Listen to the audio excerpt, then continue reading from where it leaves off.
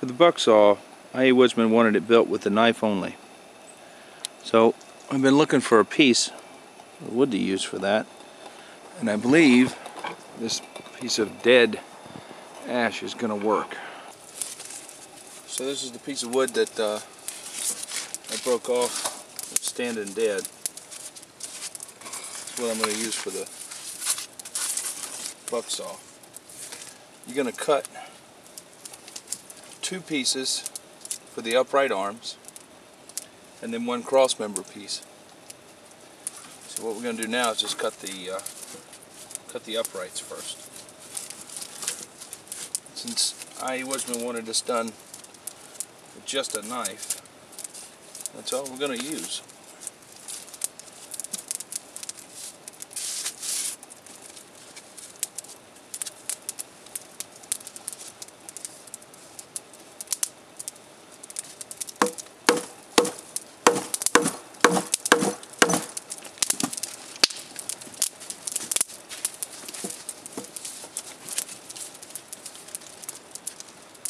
I'm just going to go round and around batoning this piece until I get through it. Got a good knife, it won't hurt it at all.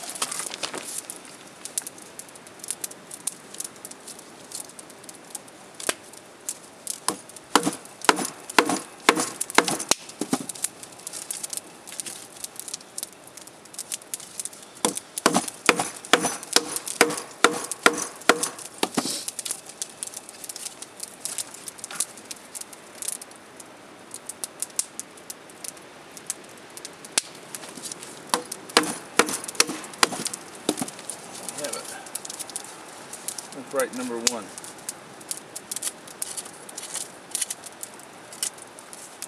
just a little bit.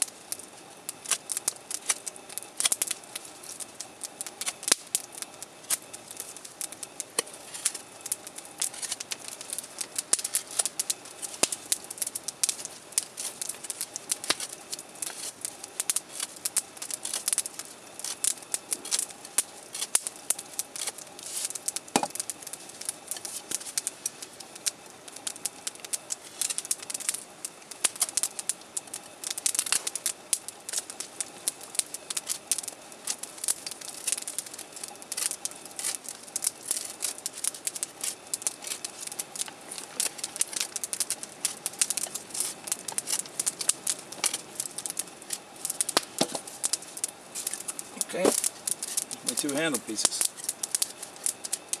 So what we're going to do is slot these ends for the saw blade, make a cross member, and then make a windlass for the top, along with a lock to, once you wind the windlass up and get it under tension, pulling against the blade across that cross member, you lock it into place with a stick that locks down against the cross member. So let's get started on the slots of the saw blade.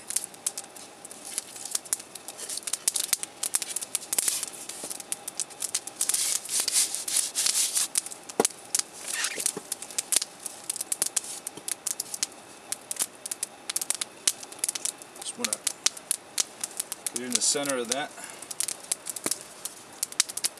where you want it. A little light conning to get down into it. Don't go crazy with it or you split too much of it.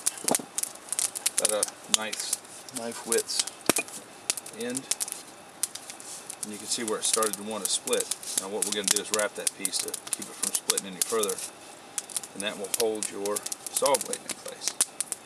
So we're going to do a couple more of those. One for the other side.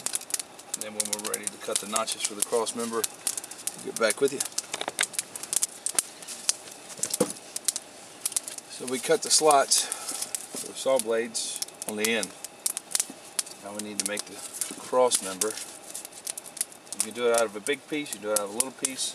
We're going to cut wedges, slots, V-slots, into the arms, the uprights. And then we're going to taper the ends of the cross members to go inside those slots. Now for me, I've made a couple of these, and the type that seems to be the most durable, doesn't twist out on me, is when I only have just a little bit more than a hand span between the saw blade and that cross member. Something about getting that cross member lower towards that blade, it seems to keep the twisting at a minimum and it keeps the blade together. So you're going to look to make your notches in the uprights just a hand span plus a couple inches, I guess, from the saw blade itself. Okay. Got our cross member cut. Now we're going to cut us tapered joint.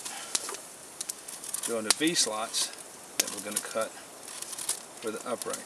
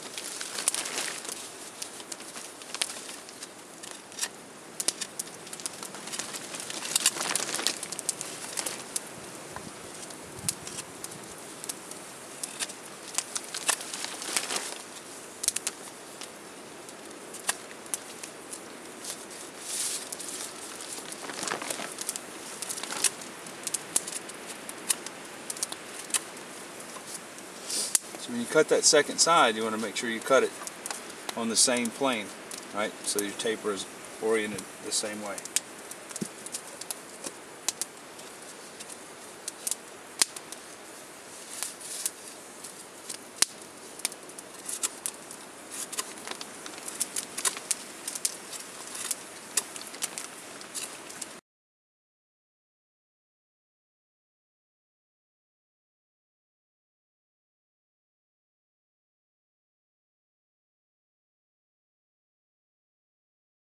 So we got our ends tapered. Alright, so we're going to take that, like I said, about a hand span or so above the blade. You want to get that as level as possible. It's one of the key pieces. If it's not level, you can run into problems. What we'll do is we'll cut our V notches into the uprights and work them slow so that they fit the tapers that you cut reasonably well. As good a tight a joint as you can make. Alright, so that's what we're going to do now. Okay. We got our notches cut for the cross member. If you can see that very well or not. So those are cut. The blade is set and the slots cut in the end.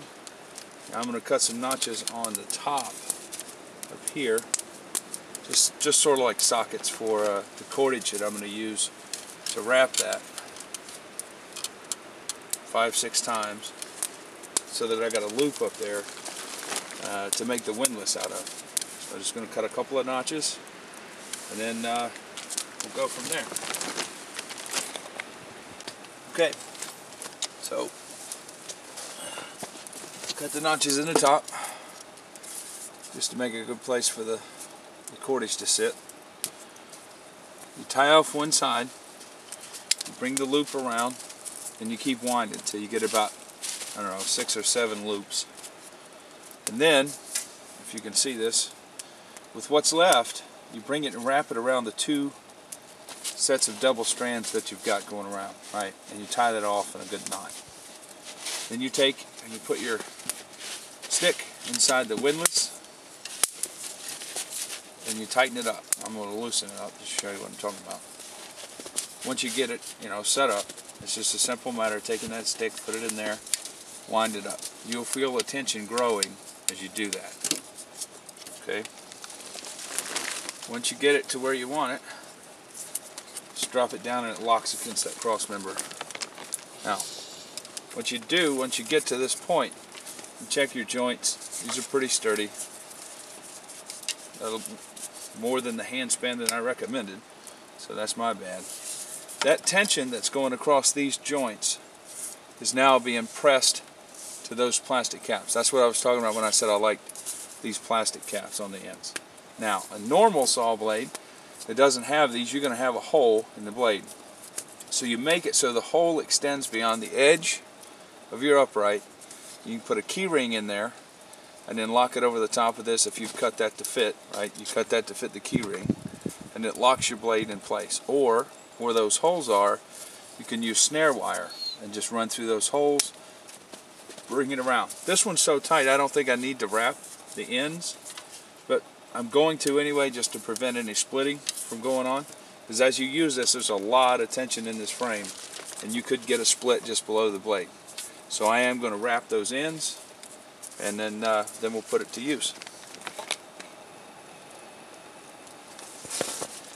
Okay, here's what we got.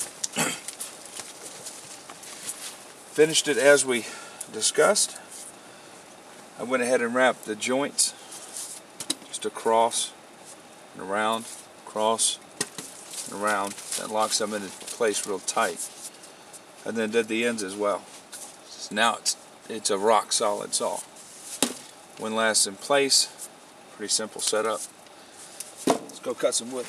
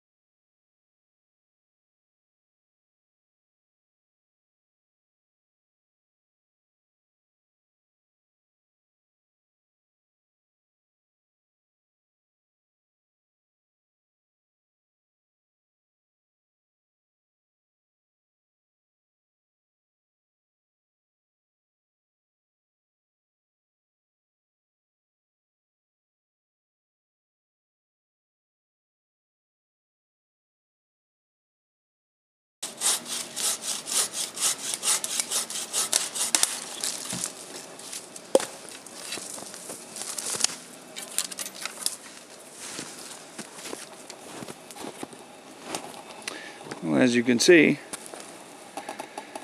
cut good, solid saw, and works like a champ.